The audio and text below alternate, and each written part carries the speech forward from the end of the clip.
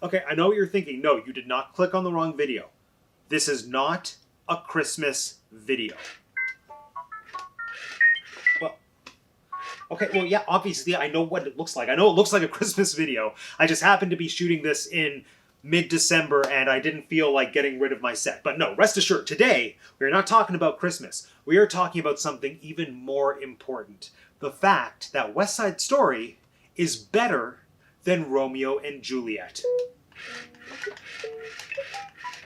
Yeah, okay, fine. You disagree, but just hear me out. Also, welcome to Teacup for One. My name is Matt, and I have 2 degrees. All right, everyone.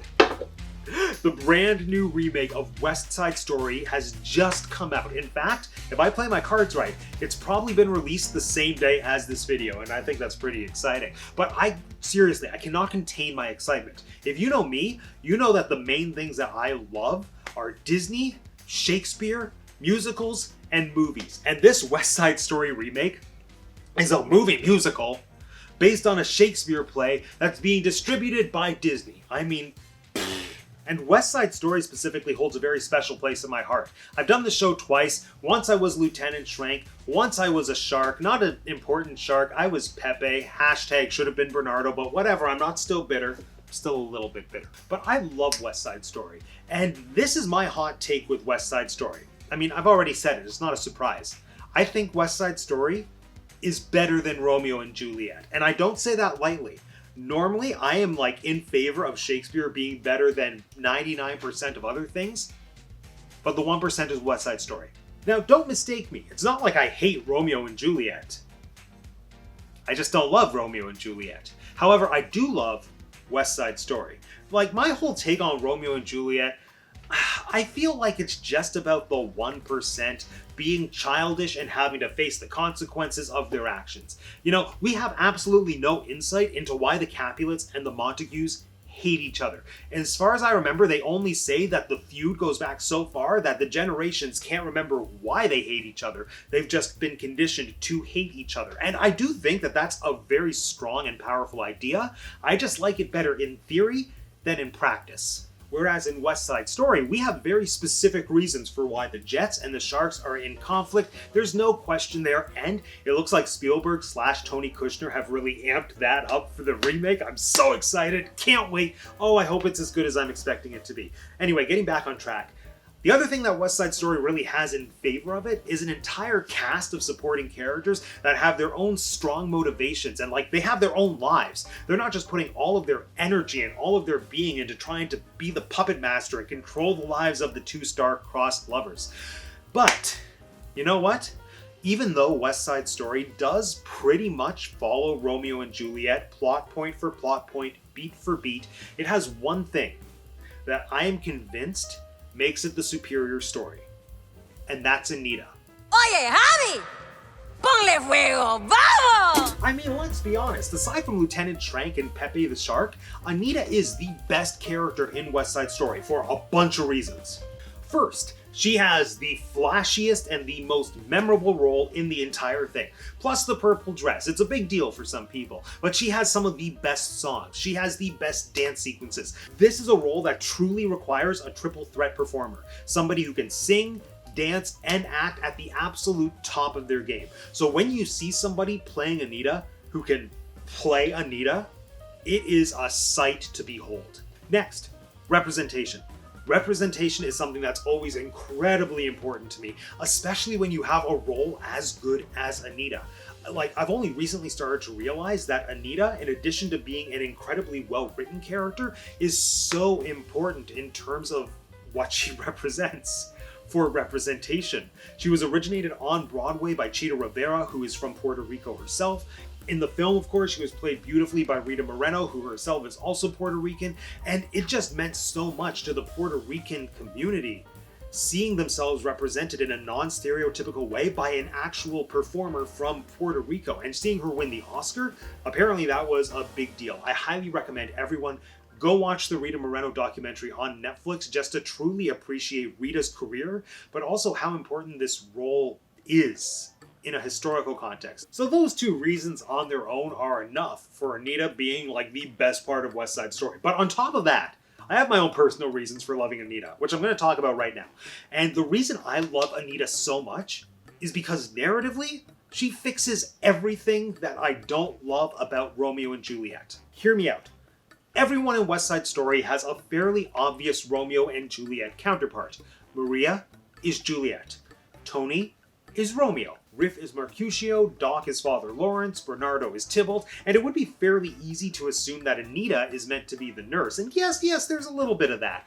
But also, Anita sort of represents all of the other characters and even just key plot points. She unifies the story in a way that makes it that much better. So first, yes, obviously, Anita is partially inspired by the nurse. So she's Maria's confidant, she has a similar big personality and outspoken nature, such as we see with the nurse, but the big difference here is that Anita's life does not revolve around Maria. And I mean, let's be honest here, okay? The nurse's life is defined by Juliet. Everything that she does is just trying to win the approval of this 14-year-old brat. So much so that it is clouding her judgment. I mean, is this woman even a nurse? Like, I want to see her credentials. She is not thinking rationally. She gives the 14-year-old up to get married, whereas any smart person or any medical professional would say, you are 14, you have known him for what? 48 hours? I know your dad has problems, but for once, maybe listen to him. And anyway, her life is defined by Juliet. Like, that's her reason for living and breathing. Anita, however, Anita is her own person. Anita is almost the exact same age as Maria.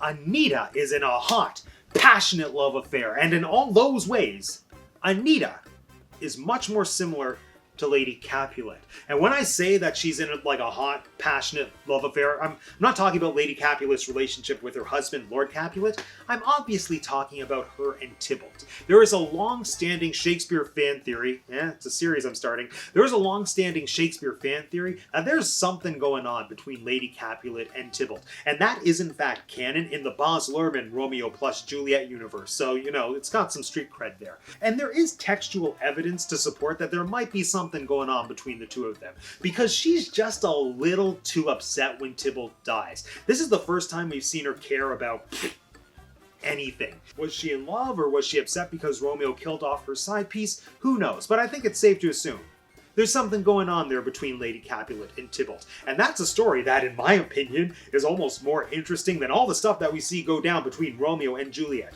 But aside from just seeing Lady Capulet freak out over Tybalt's death, we don't get that much more information about what that relationship was, and it doesn't affect the story, it just kind of fades quietly into the background. This is where I think West Side Story makes an improvement on the story, because Anita is in love with the Tybalt equivalent, Bernardo. Once Bernardo dies, Anita is grieving, and that grief doesn't just fade into the background. That grief actively fuels the story, and inadvertently, spoiler alert, causes Tony's death. In Romeo and Juliet, the double lover death at the end is just the result of miscommunication. It's really the post office's fault that the two of them end up dying. Guess there was some screw up at the damn post office. But in West Side Story, Tony thinking Maria is dead is a conscious choice as opposed to being a cruel twist of fate. It's a conscious choice that's like a direct consequence of all of the violence that's been at the heart of the story, all of the violence that's been driving the narrative for like the whole thing. It's a whole cause and effect that I think is so much more powerful. Anita knows that Tony killed Bernardo. Again, massive spoiler alert here. But she is still willing to help Maria and Tony be together. But it's not because of some weird codependent relationship thing like we see between the nurse and Juliet. It is because Anita is a beacon of optimism. Anita genuinely wants to help. She believes in love. She believes in the American dream. She believes that this whole conflict between the Sharks and the Jets is trivial and a massive waste of time. But then she gets attacked by the Jets, and all of that optimism dies. That's the moment when she sees the side of America that Bernardo was actively fighting against. That's when she decides that Bernardo was right. That's when everything that she was fighting for just fizzles away.